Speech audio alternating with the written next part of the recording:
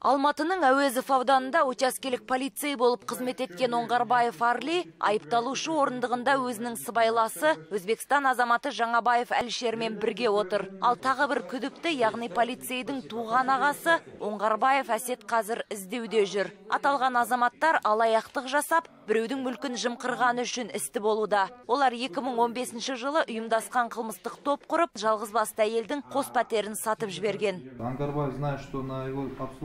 Оңғарбаев Арли өз қарамағындағы мекенжайдың бірінде жалғызбасты Татьяна Шульгинаның 2013 жылдан бері шизофрения ауруымен психикалық диспансерде есепте тұрғанын біліп, онымен жақын араласа бастайды. Әуелі туған ағасы Оңғарбаев Әсетті жәбірленушінің үйіне апарып тіркеуге тұрғызады. Кейін өзбекстандық танысы Жаңабаевты әйелдің сеніміне әбден кіргізіп, пәтерін сатқызуға үгіттеді. Шенін жасырып, айласын асырған полицейдің кесірінен Татьяна қазір ұл екеуі пәтер жалдап әзер күн көріп жүр. Айтуынша, алаяқтар бірлесіп бизнес жасаймыз деген сылтаумен қорғансыз әйелдің бірінші пәтерін 8,5 миллион теңгеге сатқызыпты. Ал араға уақыт салып, кәсіп ашқанға қаржы жеткіліксіз деп екінші пәтерінде қомақты ақшаға өткізген. Прокурордың сөзінше, күдіктілердің Татьянаға келтірген материалдық шығыны 20 миллион 400 мың теңгені құраған.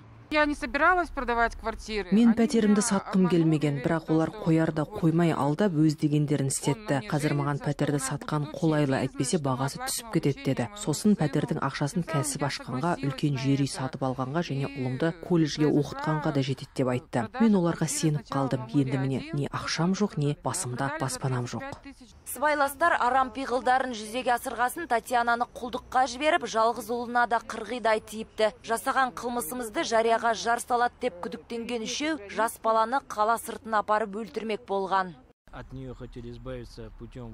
Күдіктілер Татьянаның көзін құрту үшін басқа мемлекетке құлдыққа жіберген. Абырой болғанда ол өзі қашып келіпті. Ал сол уақытта ұлына зәбір көрсеткен. Баланы талғар маңына апарып соққыға жығып, пышақ сұққан. Жанұшырып қарсылық танытып айғайлаған баланы жақын маңдағы тұрғын құтқарып қалған. Біз сотталушылардың тиісті жазасын алып, иесіне пәтерлерін қайтарып бергенін қалаймыз.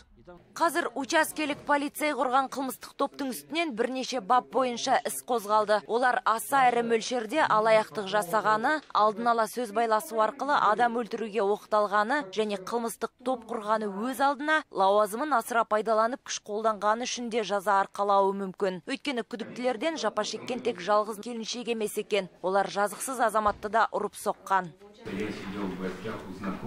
Мен өзімнің танысым Файзулина Зухраның үйінде отыр едім. Бір уақытта полицей Оңғарбаев келді. Үйге кірген бойда барлығымызды боқтап аузына келгенін айтты. Оған сөз қайтарғаным сол еді. Екінші жағымнан Жаңабаев келіп таяқпен ұрды. Кейін Оңғарбаев тұрған орындықты ала салып тоқпақтай жөнелді. Жарақаттанып ауруханадан бір-ақ шықтым. Кезінде погон тағып, құзырлы орган өкілі болған Оңғарбаев жәбірленушілермен прокурордың таққан бірде-бір айыбымен келіспеді. Есесіне жанындағы сыбайласы өз кінәсін жартылай мойындап отыр. Дегенмен күдіктілердің кінәсі сот арқылы түгелімен дәлелденсе, олар ұзақ мерзімге дейін бас бостандықтарынан айырылуы мүмкін. Айдана Мейрамбайқызы, Қанат Кегізбаев, Рашидин Якупов, Алматы телеарнасы.